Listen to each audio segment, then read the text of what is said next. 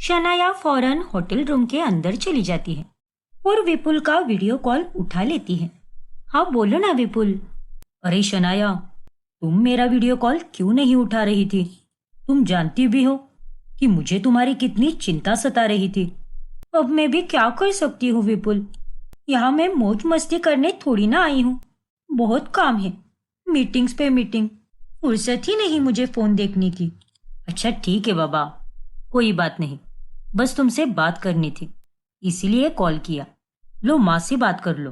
फिर शनाया विपुल और ममता से बात करती है और बात खत्म होने के बाद जब वो पीछे मुड़ती है तो वहां पर करण खड़ा होता है।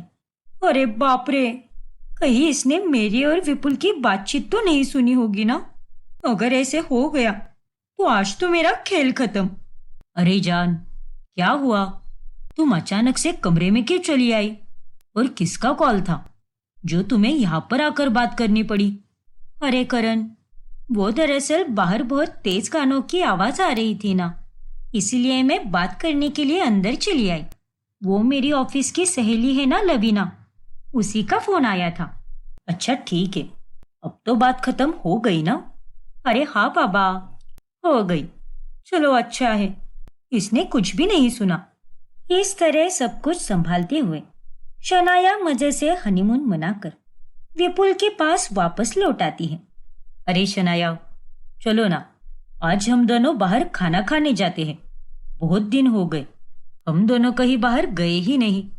नहीं विपुल, आज मेरा बिल्कुल भी मन नहीं है। मैं बाहर जा रही हूँ क्योंकि मुझे एक काम है। लेकिन शनाया, अरे एक बार मैंने कहा ना तुमसे, तो फिर बार बार मेरा दिमाग क्यों खाते हो तुम? अरे जब से तुम्हारी जॉब लगी है तुम्हारे तेवर तो बदल ही गए हैं। इतना भी गुरूर मत दिखाओ शनाया। अरे तो फिर मैं क्या करूं? तुम्हारी तो हैसियत नहीं है मुझे कुछ दिलाने की, इसीलिए अब जब मैं अपने दम पर अपनी जिंदगी जी रही हूँ तो तुम्हारी आंखों में छुप क्यों रहा है? अरे ये कैसी फालतू की बातें कर रही हो तुम? मैं कोई फालतू की बातें नहीं कर रही, बल्कि हकीकत बता रही हूँ। देखो शनाया, ऐसा कुछ भी नहीं है, जरा सोच समझ कर बोला करो। मैं तुम्हारा पति हूँ। अरे मेरे पास भी इतना समय नहीं है कि तुम्हारे साथ बहस करती बैठूं। मैं जा रही हूँ। इतना कहकर शनाया वहां से चली जाती है। फिर एक रोज जब शनाया करण के पास होती है तभी वहां पर पुरानी नौकरानी के गांव जाने के बाद एक नई नौकरानी आ जाती है जिसका नाम गंगू होता है। गंगू विपुल के ही मोहल्ले में रहती है, लेकिन वो शनाया को करण के घर में देखकर बहुत हैरान रह जाती है। आई शपथ, अरे तुम यहाँ पर? लेकिन इधर क्या कर रही हो तुम? क्या? अरे कौन हो तुम और ये क्या बकवास कर रही हो? मैंने देखा है तुमको, मैं तुम्हारी मोहल्ले में रहती है। तुम तो विपुल की बाइको हो ना? अरे बाप रे, लगता है ये हमारे ही मोहल्ले में रहती है। अब क्या करूं मैं? बोलो बोलो, सच कहा ना मैंने? मेरे को पता है कि आप ही विपुल की बाइको हो। हाँ, देखो गंगू, किसी को भी मत बताना ये सच कि मैं विपुल की बीवी हूँ और अब यहाँ पर करण की बीवी बनकर रहती हूँ। काय? देवा रे देवा, इसका मतलब तुम्हारे दो दो नवरदेव है। बाबा रे, अरे तुमको लाज शर्म नहीं आई क्या? एक ही टाइम पर दो दो आदमियों की बीवी कैसे हो सकती हो तुम? अरे उस सब से तुम्हें क्या करना है? तुम बस अपने काम से काम रखो, समझ गई ना? देखो, अगर तुम चाहती हो कि मैं तुम्हारा ये राज छुपा कर रखूं, तो तुम्हें मेरे को मस्त रोकड़ा देना होगा, तभी जाकर मैं मानेगी, वरना मैं तुम्हारी वाट लगा देगी। क्या? अरे नहीं नहीं, प्लीज ऐसा कुछ भी मत करना गंगू। तुम्हें जितने पैसे चाहिए मैं उतने तुम्हें दे दूंगी, लेकिन प्लीज किसी को कुछ भी मत बताना। लई भारी, अच्छा तो फिर मेरे को हर हफ्ते तुमको ढेर सारे पैसे देने होंगे, चलेगा ना? अरे लेकिन हर हफ्ते क्यों? तुम्हारी शादी होने वाली है क्या? उंगली दे रही हूं तो हाथ मत पकड़ो मेरा। ठीक है फिर, जाती है मैं और बताती है करण साहब को कि आप कैसे उनको येड़ा बनाकर मस्त पैकी पेड़ा खा रही हो। क्या? अरे नहीं नहीं, ऐसा कुछ भी मत करना। अच्छा ठीक है मेरी माँ, अगर तुम्हें हर हफ्ते पैसे चाहिए तो मैं वो भी तुम्हें दे दूंगी। बस अब इसके आगे कोई और फरमाइश मत करना। हाँ हाँ ठीक है, चालतंय मला। इस तरह शनाया गंगू को लालच देकर अपना राज छुपा लेती है। फिर ऐसे ही एक रोज जब शनाया करण से सुबह सवेरे बात कर रही होती है, तभी वहां पर ममता भी आती है और वो सब कान लगाकर सुनती है। हाँ बेबी, तुम चिंता मत करो, मैं पहुंच रही हूँ। हाँ, नाश्ता करूंगी, बहुत तेज भूख लग रही है। ओके सोना, बाय, लव यू टू। हैं? अरे वो नालायक लड़की, ये तू सुबह सुबह किसके साथ बात कर रही है, वो भी इस तरह से? अरे नहीं, ये आजकल क्या हो रहा है मेरे साथ। दो दो पतियों का सुख तो मिल रहा है, लेकिन उसके लिए मुझे कितने पापड़ बेलने पड़ रहे हैं।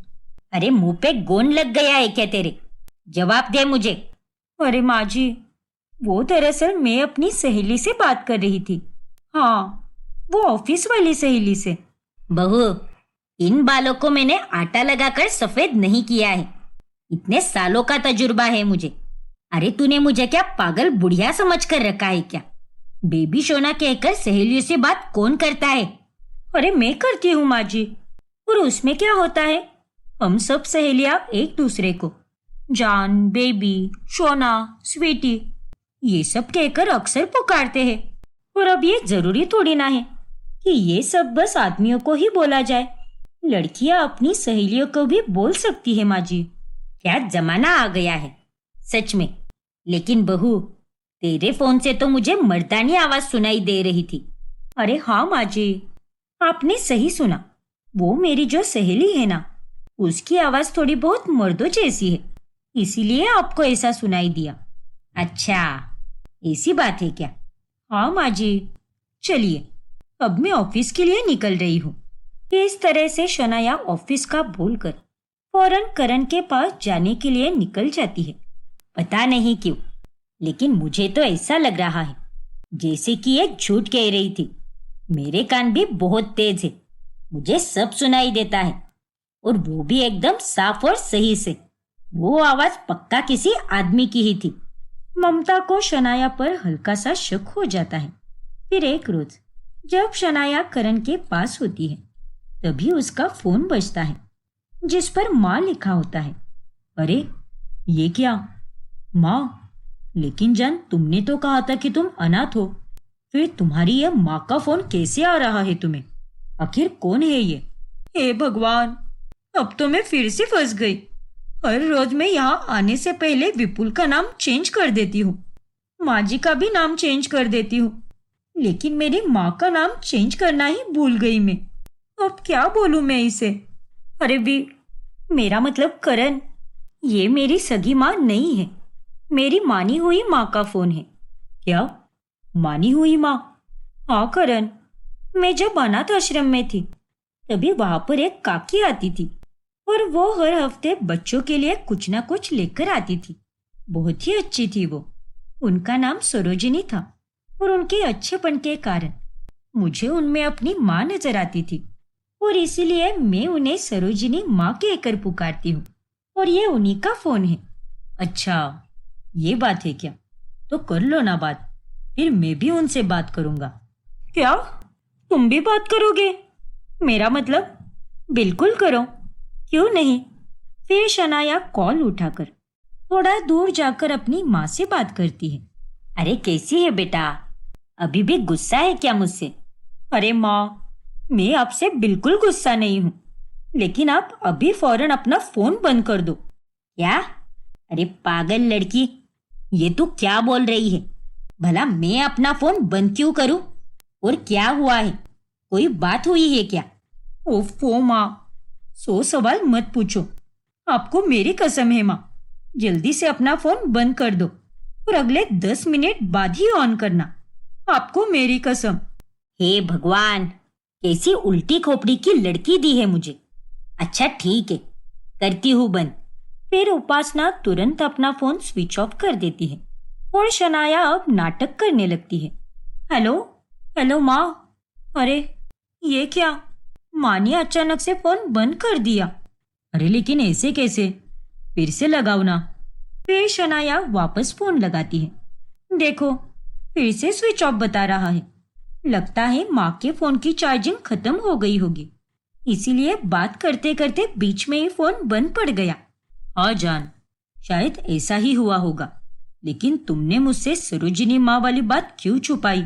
सब कुछ बता दिया, लेकिन ये वाली सबसे जरूरी बात ही नहीं बताई। माफ कर दो बेबी, काम के गड़बड़ में मैं तुम्हें बताना ही भूल गई। अरे कोई बात नहीं, लेकिन सच कहूँ तो कभी कभी मुझे ऐसा लगता है कि तुम एक अजीब सी पहेली हो, क्योंकि तुम्हें समझना बहुत ही मुश्किल है। क्या करण, तुम भी कुछ भी बोलते हो। अरे नहीं जान, मैं सच बोल रहा हूँ। करण को भी शनाया की अजीब हरकतें देखकर थोड़ा सा शक होने लगता है, लेकिन वो उसे नजरअंदाज कर देता है। फिर एक सुबह, चलो जान, आज तुम्हारे लिए एक बहुत ही बड़ा सरप्राइज है। क्या सरप्राइज? वो भी इतनी सुबह सुबह? हाँ जान, और मुझे पूरा यकीन है कि उसे देखकर तुम्हें बहुत खुशी मिलेगी। अरे वाह, सच्ची? ये सुनकर तो मेरे पेट में अभी से गुदगुदी होने लगी है। अब चलो, जल्दी से तैयार हो जाओ और कार में बैठो। फिर करण शनाया को अपने साथ कार में बिठाकर अपने ऑफिस तक लेकर जाता है। अरे करण बेबी, ये तो तुम्हारी कंपनी है, लेकिन तुमने मुझे यहाँ पर कौन सा सरप्राइज देने लाया है? मुझे तो कुछ समझ में ही नहीं आ रहा। अरे ऊपर जाओगी तभी मिलेगा सरप्राइज, लेकिन उसके पहले ये पट्टी मैं तुम्हारी आंखों पर बांधूंगा। अरे बाप रे, अब इतना भी कौन सा बड़ा सरप्राइज है बेबी? अरे मेरी जान, कितनी बातें करती हो तुम, थोड़ी सी शांति रखो और अपना दिल थाम कर रहो। फिर करण शनाया का हाथ पकड़कर उसे ऊपर ले जाता है और वहां पर एक कमरे में जाकर उसकी आंखों की पट्टी खोल देता है। वहां पर शनाया के लिए एक अलग से और बड़ा सा कैबिन बनाया होता है। ये रहा तुम्हारा सरप्राइज बीवी साहिबा। अब तुम्हें किसी और कंपनी में नाइट शिफ्ट करने की कोई जरूरत नहीं है, क्योंकि आज से तुम मेरी ही कंपनी में काम करोगी। क्या बीवी साहिबा? विपुल, तुम ये सब क्या नौटंकी है शनाया? तुम मेरी बीवी हो, तो फिर करण सर तुम्हें अपनी बीवी कैसे बोल रहे हैं? क्या विपुल, वो मैं शनाया का पर्दाफाश हो जाता है और उसके अब पसीने छूटने लगते हैं। विपुल, तुम्हारा दिमाग खराब हो गया है क्या? अरे ये मेरी बीवी है, और तुम्हारी हिम्मत कैसे हुई मेरी बीवी को अपनी बीवी कहने की? सर, ये आपकी बीवी नहीं है, बल्कि मेरी बीवी है। पूछिए इससे। क्या शनाया, ये आदमी क्या कह रहा है? हाँ करण, विपुल सही कह रहा है। मैं विपुल की पहली बीवी हूँ और तुम्हारी दूसरी बीवी। मैंने ये सारा नाटक किया है। फिर शनाया उन दोनों को अपने नाटक के बारे में सब कुछ बता देती है, जिसे जानकर दोनों पतियों के होश उड़ जाते हैं। लालची औरत, इतना बड़ा धोखा! मुझे तो बस एक अमीर पति चाहिए था, इसीलिए मैंने ये सब किया। मेरे मायके वालों की इज्जत के कारण मैं विपुल को छोड़ भी नहीं सकती थी, और मुझे तुम्हारे पैसे भी चाहिए थे करण। लेकिन इस नाटक को करते करते मैं भूल ही गई कि दुनिया बहुत छोटी है। यहाँ पर कब कौन कहाँ मिल जाए कुछ भी बता नहीं सकते। मैंने कभी विपुल से पूछा ही नहीं कि वो किस कंपनी में काम करता है। मुझे जरा सी भी आइडिया नहीं थी कि विपुल तुम्हारा ही एम्प्लॉई है। अरे लानत है तुम पर शनाया। माना कि मैंने तुम्हें पैसों से कभी खुश नहीं किया, लेकिन उसके अलावा मैंने तुम्हारी हर खुशी का ख्याल रखा है। अपनी औकात से बढ़कर तुम्हें प्यार किया है, और उसके बदले में तुमने मेरे साथ ये सब किया। मुझे माफ कर दो तुम दोनों। मैं मानती हूँ कि मैंने तुम्हारे साथ बहुत गलत किया है। नहीं शनाया, मैं तुम्हें हरगिज माफ नहीं करूंगा, और आज से तुम्हारा और मेरा रिश्ता खत्म। क्या? और मेरे पास तो भूल कर भी मत आना। मैं भी तुम्हारे साथ रिश्ता तोड़ रहा हूँ। नहीं, प्लीज ऐसा मत करो। हे भगवान, ये सब क्या हो गया? इस तरह अंत में विपुल और करण दोनों भी शनाया को छोड़कर चले जाते हैं, और वो अकेली बस पछताती रह जाती है। कांचन अब मयूरा पर कड़ी नजर रखने लगती है। वही मयूरा एक बहुत बड़े डांस शो में ऑडिशन देने का तय करती है। रीवा, अब तक मैंने जितना भी नाचने का काम किया है वो सब डांस शो में जाने के लिए ही किया है, ताकि मैं वहां की फीस भर पाऊं। पर अब वो समय भी आ गया है। मैं अब डांस शो में जा रही हूँ ऑडिशन देने। हाँ दीदी, ऑल द बेस्ट। मुझे पूरा यकीन है कि आप जरूर सिलेक्ट हो जाओगी। Thank you so much Rewa. Select होना ना होना वो सब तो अब ऊपर वाले के हाथ में है। मुझे तो बस अपना बेस्ट देना है, और तू भी वहां पर मेरे ससुराल में अपना बेस्ट देना। पिछली बार जो जो गलतियां की है उन्हें वापस मत दोहराना, ठीक है ना? हाँ दीदी, आप यहाँ की चिंता मत कीजिए और अपने डांस पर ध्यान दीजिए।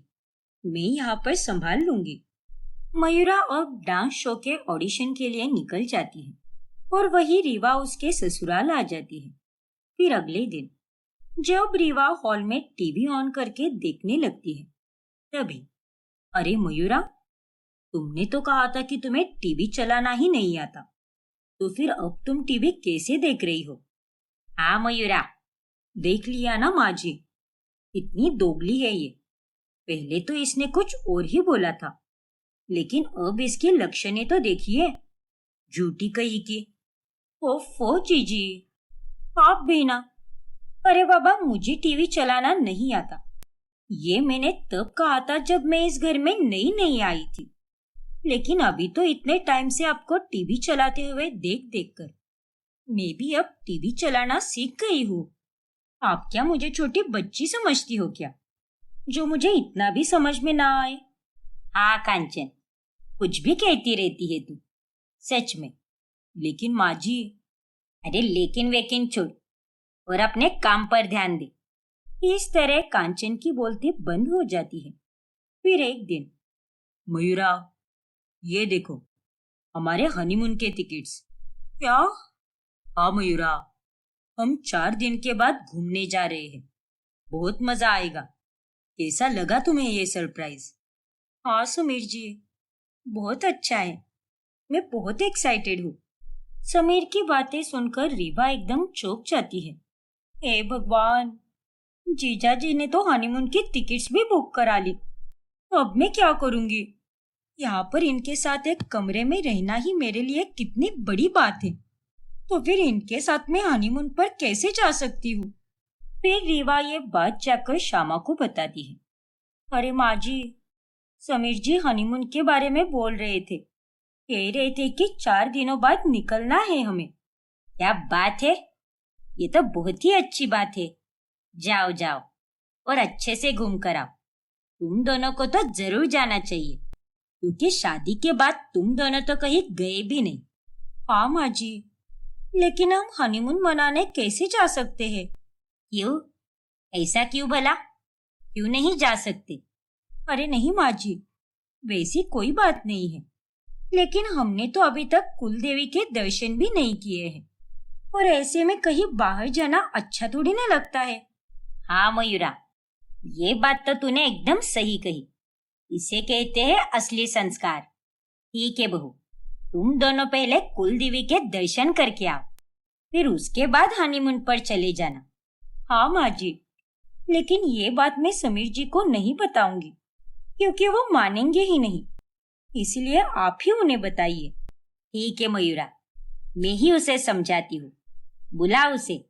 फिर रीवा समीर को बुलाती है और उसे सबसे पहले कुल देवी के दर्शन करके आने के लिए कहती है। ठीक है माँ, जैसा आप कहो। तो फिर तय रहा मयूरा, हम हनीमून पर नहीं बल्कि गांव में देवी के दर्शन के लिए जाएंगे। हाँ समीर जी, खुश।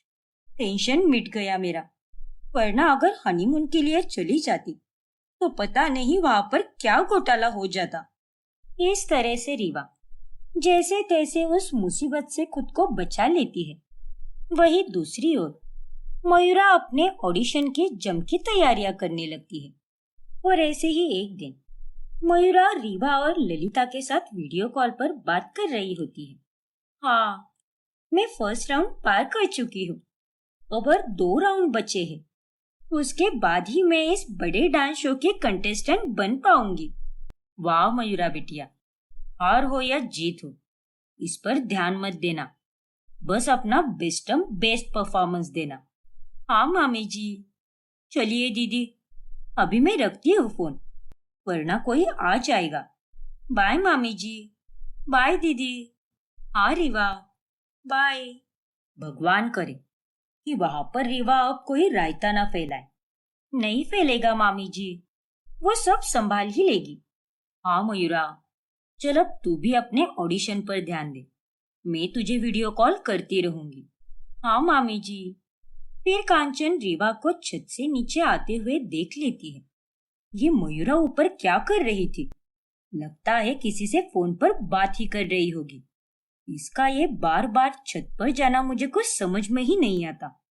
फिर अगली सुबह रीवा और समीर दोनों गांव के लिए निकल जाते हैं और घर में अब बस श्यामा और कांचन ही रह जाती है। मयूरा और देवर जी तो जा चुके हैं, माजी भी घर पर नहीं है। अब यही सही समय है मयूरा से जुड़े राज का पता लगाने का, और इसकी शुरुआत होगी मयूरा के कमरे से। मुझे उसके सामान की छानबीन करनी होगी। फिर कांचन मयूरा के कमरे में चली जाती है। ओफो, इतना सारा सामान है। जैसे एक बार मुझे वह छोटे कपड़े मिले थे, इस बार भी मेरे हाथ कुछ ऐसा ही लगना चाहिए। मुझे तो इस मयूरा की पहेली को सुलझा कर ही रहना है, तब जाकर मेरे मन को शांति मिलेगी। कांचन बहुत ढूंढती है, जिसके बाद उसे रीवा की बैग में एक तस्वीर मिलती है, जिसमें रीवा, ललिता और मयूरा होती है। ये क्या? ललिता काकी के साथ दो लड़कियां, वो भी एक ही शक्ल वाली। ये कैसे हो सकता है? इसका मतलब ये है कि मयूरा की एक जुड़वा बहन है। वो फोटो देखकर कांचन बहुत हैरान रह जाती है। मुझे इस तस्वीर को अपने पास ही रखना होगा। माजी को तो मैं अभी कुछ भी नहीं बता सकती। पहले मैं सारा कच्चा चिट्टा जान लूं सही से, फिर उस मयूरा का अच्छे से पर्दाफाश करूंगी। और वो सब जानने के लिए मुझे उस काकी से मिलना होगा, जो हमें मयूरा के घर के पास मिली थी। वो तो उस दिन भी मयूरा के बहन के बारे में कुछ बात कर रही थी, लेकिन मयूरा ने तो उसे बीच में ही टोक दिया। रीवा को गांव जाते समय गाड़ी में बड़ी बेचैनी सी होती है। क्या हुआ मयूरा, तुम ठीक तो हो ना? हाँ समीर जी, मैं बिल्कुल ठीक हूँ।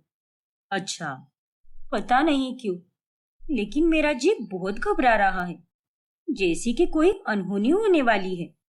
वहां कांचन उस औरत के पास पहुंच जाती है। अरे तुम तो मयूरा की जेठानी हो ना? हाँ काकी। हाँ, उस दिन ही तो मिली थी ना तुम तीनों को, जब तुम तीनों यहाँ के मार्केट में आए थे। कहो, कैसे आना हुआ? काकी जी, मुझे आपसे कुछ जानना है। ये तस्वीर देखिए। अरे इसमें तो मयूरा और रीवा है, ललिता की दोनों भांजिया। क्या?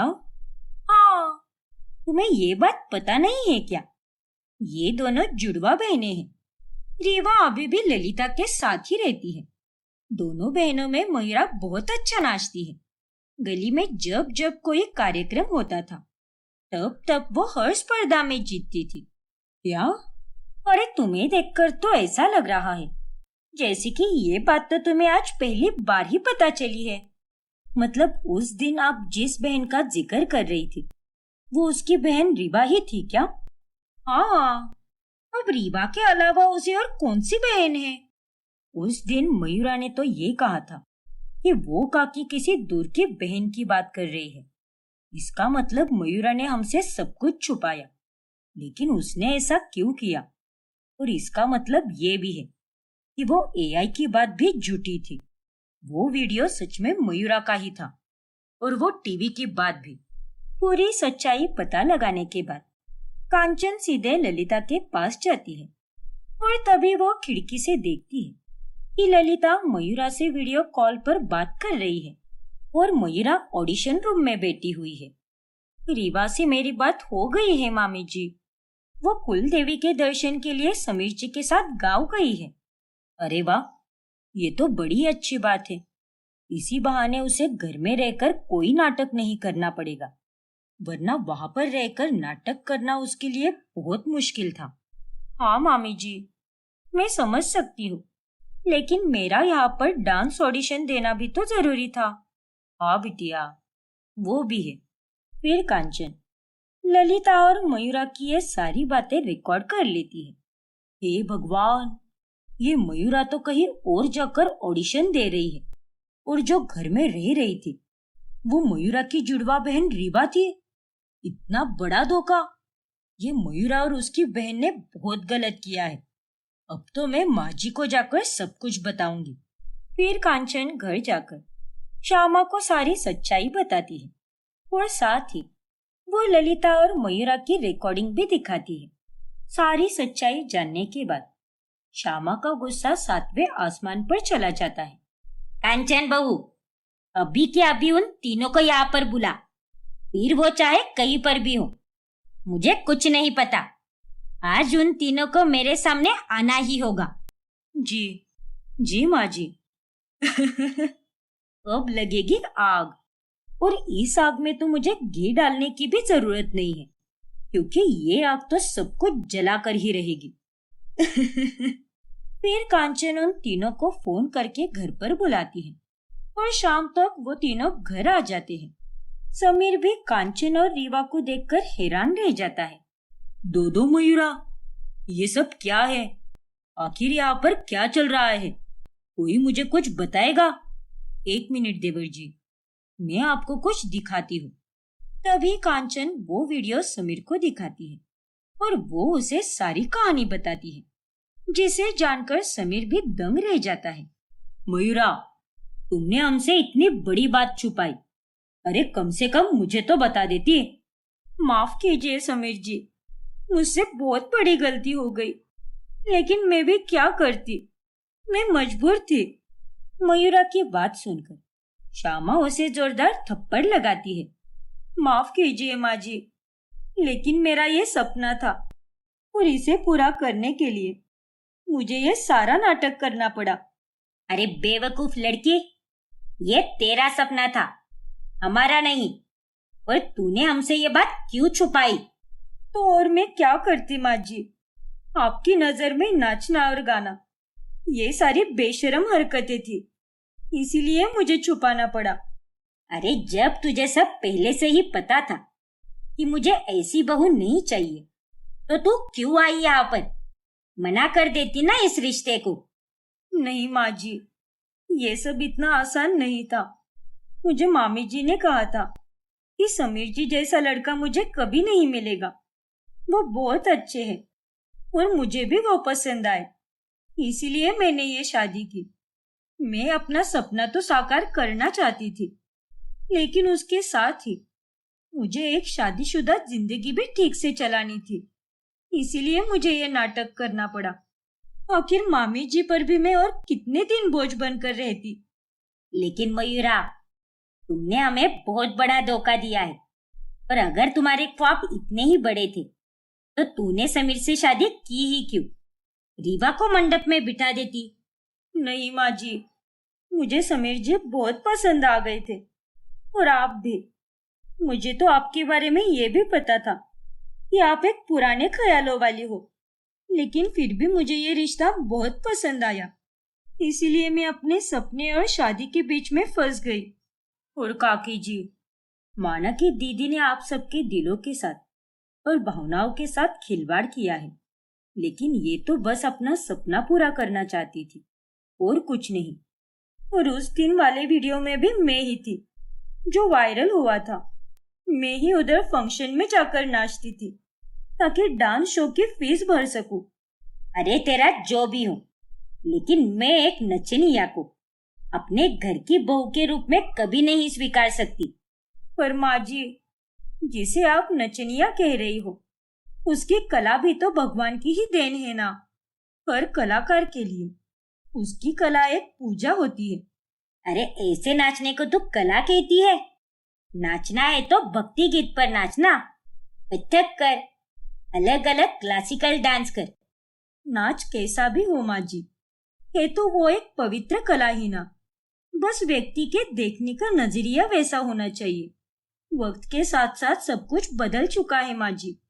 अगर आप पुराने ख्यालों में ही अटकी रहोगे तो ये सब कैसे चलेगा? तो आप आगे कभी नहीं बढ़ पाओगे। आपको पिज्जा पसंद है, बर्गर पसंद है। हर रविवार को मैं आपको अलग अलग तरह के बर्गर बना कर देती हूँ।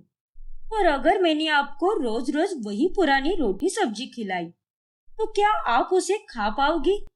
नहीं ना।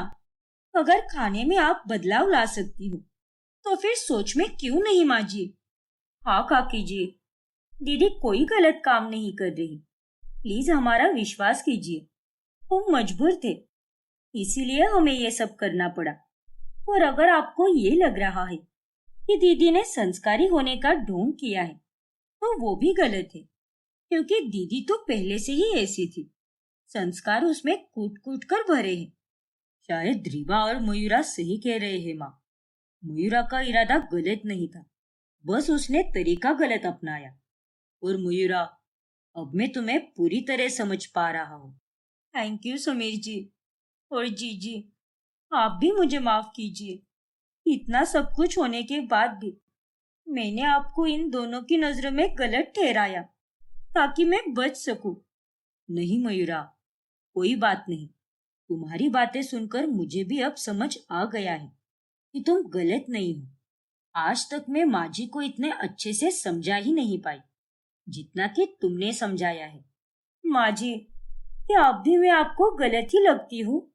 नहीं मयूरा, शायद मैं ही गलत थी जो पुराने ख्यालों में जीती थी। मैंने तेरे साथ साथ इस कांचन को भी बहुत गलत ठहराया। जमाना बदला लेकिन मैं नहीं बदली। तू सच में बहुत गुणी और संस्कारी है बेटा। बस तेरी एक ख्वाहिश है जिसे तू पूरा करना चाहती है और उसमें कोई बुराई नहीं है। नाच बहू, अब से हम भी तुम्हारे साथ हैं। क्या? सच में? धन्यवाद माँ जी। इस तरह अंत में सब ठीक हो जाता है और सभी मयूरा के सपने को पूरा करने में उसका साथ देते हैं। कौशल्या की 2 बहुरानियां होती है। बड़ी बहुरानी अनु और छोटी बहुरानी रूपल। अनु बांझ होती है, जिस कारण कौशल्या उसे नापसंद करती है। एक रोज, चलो रूपल बहू, आज हमें मंदिर जाना है और उसके बाद मार्केट में जाकर खरीदारी भी करनी है। माँ जी, रूपल को तो अपनी सहेली के साथ जाना है ना, तो क्यों ना मैं ही आपके साथ चलूं? वैसे भी मैं घर के बाहर कम ही निकलती हूँ और बहुत दिनों से मैं कहीं गई भी नहीं हूँ। पगला गई है क्या? चुपचाप घर पर बैठ। बड़ी आई मेरे साथ बाहर चलने वाली। तू कहीं भी ले जाने के लायक नहीं है, क्योंकि तू मनहूस है। मुझे दादी बनने का सुख भी नहीं दे सकती तू। नालायक कहीं की। तू जैसी बहू को अपने साथ कहाँ पर ले जाऊं मैं? जाने दीजिए ना माँ जी। अरे क्या जाने दो रूपल बहू, इसके कारण ही हमारे घर का वारिस नहीं आ पाया है अभी तक। ना जाने वह कौन सा घटिया दिन था जब इसके साथ हमने हमारे गौतम का रिश्ता पक्का किया था। अब जाने दीजिए ना माँ जी। आप चलिए, हम निकलते हैं। मैं अपनी सहेली के पास फिर कभी चली जाऊंगी। चलिए माँ जी। फिर रूपल कौशल्या को वहां से लेकर जाती है और बेचारी अनु अकेले में बहुत रोती है। उसे कौशल्या यूं ही हर रोज ऐसे ही ताने कसती रहती है। एक दिन अनु का जन्मदिन होता है। तभी घर में गौतम के अलावा उसे और कोई भी विश नहीं करता, जिस कारण वो बहुत दुखी होती है। अरे कल मुही करम जली, सब्जी जल रही है और तुझे उसकी बू भी नहीं आ रही। नाक बंद है क्या तेरी? क्या हो गया है तुझे? वैसे तो तू है ही पनौती, लेकिन ये रोनी जैसी सूरत क्यों बना के रखी है तूने? माँ जी, आज मेरा जन्मदिन है, लेकिन किसी ने भी मुझे विश नहीं किया। मुझे बहुत दुख हो रहा है, इसीलिए सब्जी के जलने पर भी मेरा ध्यान नहीं गया। अरे चुड़ैलों की चुड़ैल, तुझे क्या बीस करना, जब तू ही हमारी बीस पूरी ना कर पाई। अगर मुझे याद भी रहता कि आज तेरा जन्मदिन है तो उसके बावजूद भी मैं तुझे बिस नहीं करती, क्योंकि तू मेरे और बाकी सबके मन से उतर चुकी है। अब जो भी है, सारी उम्मीदें सिर्फ छोटी बहुरानी रूपल से है। अब ये फालतू का रोना बंद कर और काम पर ध्यान दे। कौशल्या की इन कड़वी बातों को सुनकर अनु को बहुत बुरा लगता है, जिसके बाद वहां पर उसका पति गौतम आता है और वो अनु से कहता है, उदास मत हो अनु, मैं हूं ना। माया बाकी घर वालों से क्या लेना देना है तुम्हें। जैसे मेरी खुशी तुमसे जुड़ी है, वैसे ही तुम्हारी खुशी भी मुझसे जुड़ी होनी चाहिए। मैं हूं ना, तुम चिंता मत करो। Thank you so much Gautam, मुझे इतना प्यार करने के लिए और हर बार मुझे इतना समझाने के लिए। गौतम अनु को अपने गले से लगा लेता है। ऐसे ही दिन बीतते जाते हैं। रूपल थोड़ा सा ही काम करके कौशल्या के दिल में अपनी जगह बना लेती है। वही अनु ढेर सारा काम करने के बाद भी कौशल्या को खटकती ही रहती है। कुछ महीनों बाद रूपल गर्भवती हो जाती है और यह खुश खबर सुनकर कौशल्या तो खुशी के मारे झूमने लगती है। अरे वाह रूपल बहू, तू नहीं जानती तूने मुझे कितनी बड़ी खुशी दी है। इस खुशखबरी को सुनने के लिए मेरे कान कब से तरस गए थे। हाँ माँ जी, मैं जानती हूँ। रूपल, मैं बहुत खुश हूँ यार, हम फाइनली मॉम डैड बनने वाले हैं। हाँ नीरव, मैं भी बहुत खुश हूँ। बधाई हो रूपल और देवर जी। बधाई हो तुम दोनों को। Thank you. देख रूपल बहू, अब तो इस बिस्तर से बिल्कुल भी नहीं हिलेगी और ना ही कोई काम धाम करेगी। तू इस घर को वारिस देने वाली है, इसीलिए मैं नहीं चाहती कि कोई भी कमी हो तेरी सेवा में। तुझे हर प्रकार का सुख मिलना चाहिए, तभी तो मेरा आने वाला पोता या पोती चुस्त और दुरुस्त आएगा। लेकिन माँ जी। लेकिन वेकिन कुछ नहीं, सब गया तेल लेने।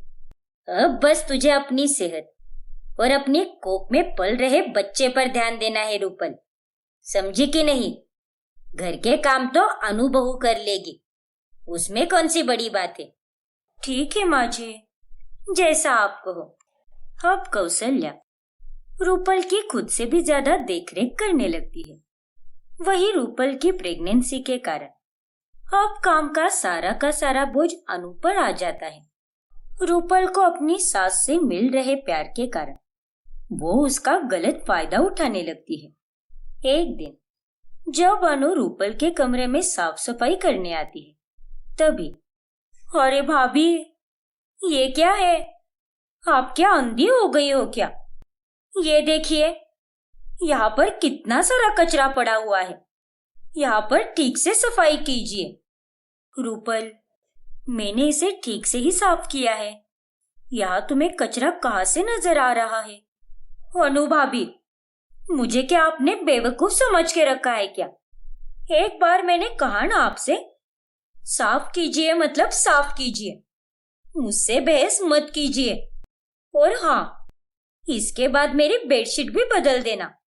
देखो रूपल, बेडशीट तो तुम भी बदल सकती हो ना, अब ये काम भी मैं ही करूँ क्या?